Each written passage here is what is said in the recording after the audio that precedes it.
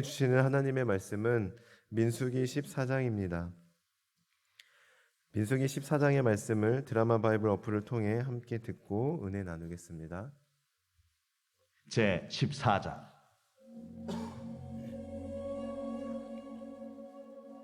온 회중이 소리를 높여 부르짖으며 백성이 밤새도록 통곡하였더라. 이스라엘 자손이 다 모세와 아론을 원망하며 온 회중이 그들에게 이르되, 우리가 애굽 땅에서 죽었거나 이 광야에서 죽었으면 좋았을 것을 어찌하여 여호와가 우리를 그 땅으로 인도하여 칼에 쓰러지게 하려 하는가? 우리 처자가 사로잡히리니 애굽으로 돌아가는 것이 낫지 아니하랴. 우리가 한 지휘관을 세우고 애굽으로 돌아가자. 하매 모세와 아론이 이스라엘 자손의 온 회중 앞에서 엎드린지라. 그 땅을 정탐한 자 중 눈의 아들 여호수아와 여분네 아들 갈렙이 자기들의 옷을 찢고 이스라엘 자손의 온 회중에게 말하여 이르되, 우리가 두루다니며 정탐한 땅은 심히 아름다운 땅이라. 여호와께서 우리를 기뻐하시면 우리를 그 땅으로 인도하여 들이시고 그 땅을 우리에게 주시리라. 이는 과연 젖과 꿀이 흐르는 땅이니라. 다만 여호와를 거역하지는 말라. 또 그 땅 백성을 두려워하지 말라. 그들은 우리의 먹이라. 그들의 보호자는 그들에게서 떠났고 여호와는 우리와 함께 하시느니라. 그들을 두려워하지 말라. 하나 온 회중이 그들을 돌로 치려 하는데 그때에 여호와의 영광이 회막에서 이스라엘 모든 자손에게 나타나시니라. 여호와께서 모세에게 이르시되, 이 백성이 어느 때까지 나를 멸시하겠느냐? 내가 그들 중에 많은 이적을 행하였으나 어느 때까지 나를 믿지 않겠느냐? 내가 전염병으로 그들을 쳐서 멸하고 네게 그들보다 크고 강한 나라를 이루게 하리라. 모세가 여호와께 여짜오되, 애굽인 중에서 주의 능력으로 이 백성을 인도하여 내셨거를 그리하시면 그들이 듣고 이 땅 거주민에게 전하리이다. 주 여호와께서 이 백성 중에 계심을 그들도 들었으니 곧 주 여호와께서 대면하여 보이시며 주의 구름이 그들 위에 섰으며 주께서 낮에는 구름 기둥 가운데에서 밤에는 불 기둥 가운데에서 그들 앞에 행하시는 것이니이다. 이제 주께서 이 백성을 하나같이 죽이시면 주의 명성을 들은 여러 나라가 말하여 이르기를, 여호와가 이 백성에게 주기로 맹세한 땅에 인도할 능력이 없었으므로 광야에서 죽였다 하리이다. 이제 구하옵나니 이미 말씀하신 대로 주의 큰 권능을 나타내옵소서. 이르시기를, 여호와는 노하기를 더디하시고 인자가 많아 죄악과 허물을 사하시라. 형벌 받을 자는 결단코 사하지 아니하시고 아버지의 죄악을 자식에게 갚아 3, 4대까지 이르게 하리라 하셨나이다.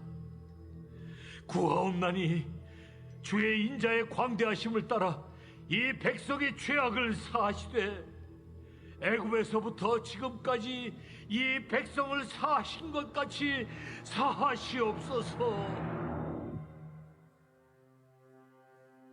내가 네 말대로 사하노라. 그러나 진실로 내가 살아있는 것과 여호와의 영광이 온 세계에 충만할 것을 두고 맹세하노니 내 영광과 애국과 광야에서 행한 내 이적을 보고서도 이같이 10번이나 나를 시험하고 내 목소리를 청종하지 아니한 그 사람들은 내가 그들의 조상들에게 맹세한 땅을 결단코 보지 못할 것이요 또 나를 멸시하는 사람은 한 사람도 그것을 보지 못하리라. 그러나 내 종 갈렙은 그 마음이 그들과 달라서 나를 온전히 따랐은즉 그가 갔던 땅으로 내가 그를 인도하여 드리리니 그의 자손이 그 땅을 차지하리라. 아말렉인과 가나안인이 골짜기에 거주하나니 너희는 내일 돌이켜 홍해길을 따라 광야로 들어갈지니라. 여호와께서 모세와 아론에게 말씀하여 이르시되, 나를 원망하는 이 악한 회중에게 내가 어느 때까지 참으랴? 이스라엘 자손이 나를 향하여 원망하는 바 그 원망하는 말을 내가 들었노라. 그들에게 이르기를 여호와의 말씀에 내 삶을 두고 맹세하노라. 너희 말이 내 귀에 들린 대로 내가 너희에게 행하리니 너희 시체가 이 광야에 엎드러질 것이라. 너희 중에서 20세 이상으로서 계수된 자 곧 나를 원망한 자 전부가 여분네 아들 갈렙과 눈의 아들 여호수아 외에는 내가 맹세하여 너희에게 살게 하리라 한 땅에 결탄코 들어가지 못하리라. 너희가 사로잡히겠다고 말하던 너희의 유아들은 내가 인도하여 드리리니 그들은 너희가 싫어하던 땅을 보려니와 너희의 시체는 이 광야에 엎드러질 것이요 너희의 자녀들은 너희 반역한 죄를 주고 너희의 시체가 광야에서 소멸되기까지 40년을 광야에서 방황하는 자가 되리라. 너희는 그 땅을 정탐한 날수인 40일의 하루를 1년으로 쳐서 그 40년간 너희의 죄악을 담당할지니 너희는 그제서야 내가 싫어하면 어떻게 되는지를 알리라 하셨다라. 나 여호와가 말하였거니와 모여 나를 거역하는 이 악한 온 회중에게 내가 반드시 이같이 행하리니 그들이 이 광야에서 소멸되어 거기서 죽으리라. 모세의 보냄을 받고 땅을 정탐하고 돌아와서 그 땅을 악평하여 온 회중이 모세를 원망하게 한 사람 곧 그 땅에 대하여 악평한 자들은 여호와 앞에서 재앙으로 죽었고 그 땅을 정탐하러 갔던 사람들 중에서 오직 눈의 아들 여호수아와 여분네 아들 갈렙은 생존하니라. 모세가 이 말로 이스라엘 모든 자손에게 알리매 백성이 크게 슬퍼하여 아침에 일찍이 일어나 산 꼭대기로 올라가며 이르되 보소서, 우리가 여기 있나이다. 우리가 여호와께서 허락하신 곳으로 올라가리니 우리가 범죄하였음이니이다. 모세가 이르되 너희가 어찌하여 이제 여호와의 명령을 범하느냐? 이 일이 형통하지 못하리라. 여호와께서 너희 중에 계시지 아니하니 올라가지 말라. 너희의 대적 앞에서 패할까 하노라. 아말렉인과 가나안인이 너희 앞에 있으니 너희가 그 칼에 망하리라. 너희가 여호와를 배반하였으니 여호와께서 너희와 함께 하지 아니하시리라. 그들이 그래도 산 꼭대기로 올라갔고 여호와의 언약궤와 모세는 진영을 떠나지 아니하였더라. 아말렉인과 산간지대에 거주하는 가나안인이 내려와 그들을 무찌르고 호르마까지 이르렀더라. 아멘. 오늘 함께 들으시는 본문의 말씀은 토요일에 함께 나오는 민수기 13장과 이어지는 내용의 말씀으로 하나님의 인도하심을 불신하는 이스라엘 백성들에 관한 이야기입니다. 민수기 11장에서 모세의 지도력을 비방하고 12장에서는 모세의 권위를 비판하던 이스라엘 백성들은 이번에는 하나님의 지도력에 맞서는 대폭동을 일으키고야 맙니다. 그리고 하나님은 그런 이스라엘 백성들을 심판으로 다스리시는데요. 물론 모세의 중재로 인해 심판의 수위가 조금은 낮아졌지만 그들의 원망과 불평은 하나님의 화를 완전히 막아내지는 못했습니다. 이러한 전체적인 줄거리를 인지한 채 이제 1절부터 함께 살펴보고자 하는데요. 먼저 1절에 보시면 정탐꾼들의 보고를 들은 이스라엘의 온 회중은 목소리 높여 부르짖고 통곡하였습니다. 여기서의 눈물과 통곡은 하나님을 향한 원망의 통곡이었습니다. 그래서 그들은 애굽을 떠나 시내산으로 갈 때 그리고 시내산을 떠나 가데스에 이를 때 제기되었던 불평과 원망들을 모두 쏟아냅니다. 차라리 애굽이나 광야에서 죽었으면 더 좋았을 것을 하면서 소리칩니다. 생각해 보십시오. 여러분의 자녀가 여러분을 향해서 나를 도대체 왜 낳았냐고, 차라리 내가 태어나지 않았으면 좋았을 텐데 왜 나를 낳아서 이 고생을 시키냐고, 나한테 해준 게 도대체 뭐가 있냐고 하면서 막 대든다고 가정해 보십시오.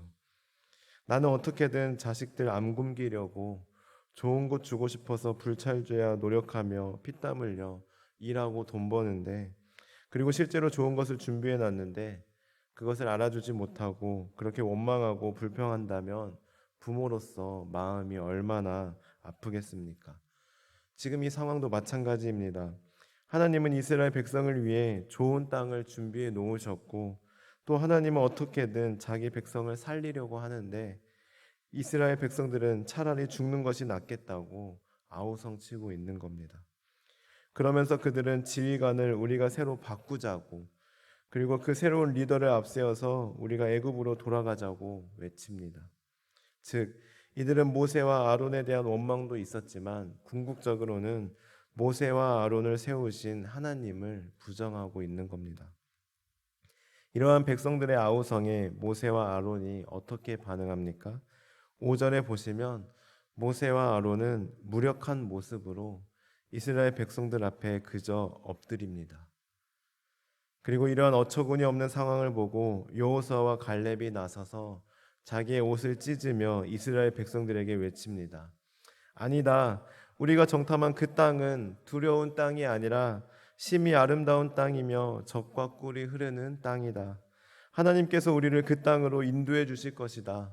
다만 우리가 하나님을 거역하지는 말자. 또 그 땅의 백성들을 두려워하지 말자.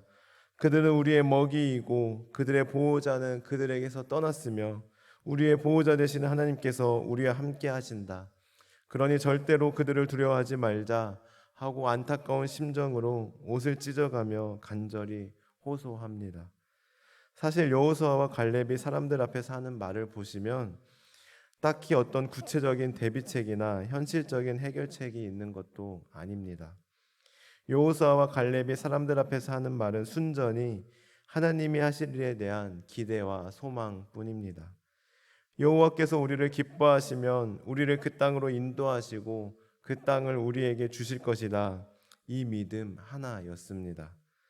그러나 그렇다고 해서 이것은 터무니없는 허무맹랑한 말도 아닙니다. 그저 마인드 컨트롤하기 위해 다 잘 될 거야, 다 잘 될 거야 하며 허공에 외치고 주문을 거는 그런 말도 아닙니다. 또 여호수아와 갈렙이 원래 긍정적인 사람이었기 때문도 아닙니다. 그들에게는 하나님에 대한 분명한 믿음이 있었기 때문입니다. 그리고 이 믿음은 하나님을 향한 전적인 신뢰가 있을 때 가능한 것입니다. 그러나 안타깝게도 여호수아와 갈렙의 믿음의 간절한 이 외침은 효과를 내지 못했습니다. 오히려 이스라엘 백성들은 여호수아와 갈렙을 돌로 쳐 죽이려고 하였고 그 순간 하나님께서 온 회중에게 나타나셨습니다. 즉 모세와 아론은 온 백성의 회중 앞에 무기력하게 엎드려 있고 여호수아와 갈렙은 온 회중이 던지는 돌에 맞아 죽을 수도 있는 아슬아슬한 찰나에 하나님께서 등장하신 것입니다. 그리고 하나님께서 모세를 통해 이스라엘 백성들을 꾸짖으십니다. 우리 11절의 말씀을 함께 읽어보겠습니다. 11절입니다. 시작. 여호와께서 모세에게 이르시되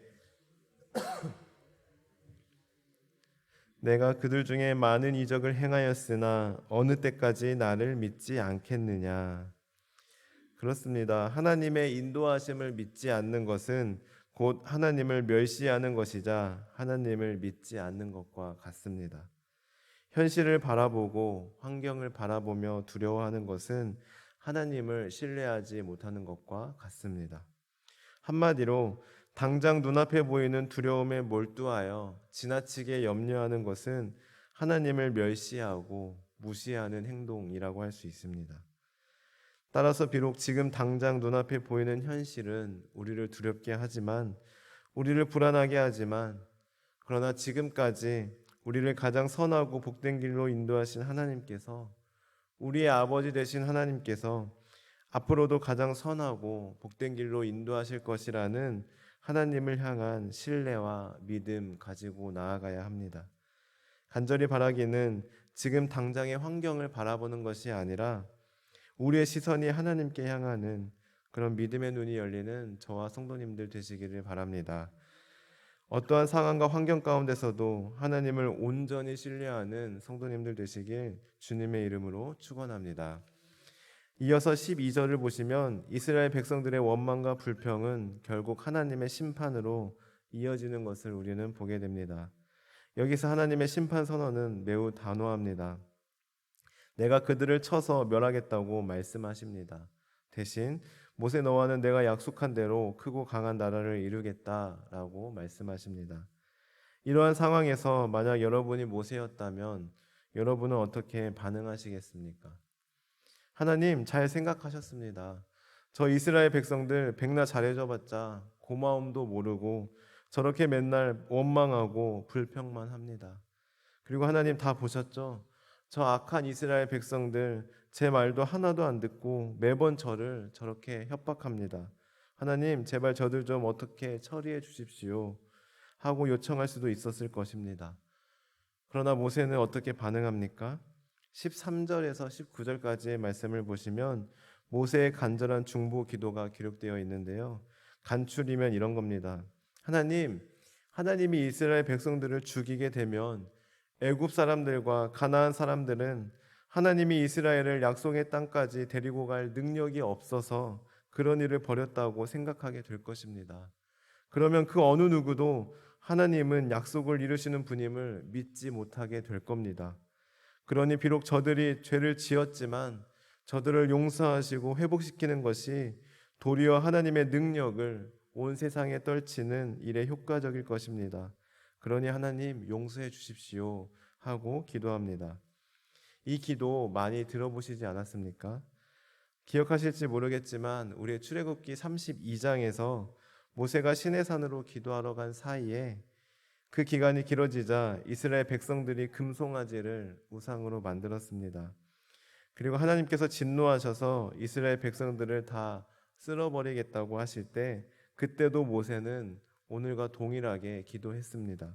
하나님, 만약 하나님께서 이 이스라엘 백성들을 다 쓸어버리신다면 그 소식을 들은 애굽 사람들이 뭐라고 하시겠습니까? 이스라엘 사람들 저것들 봐라.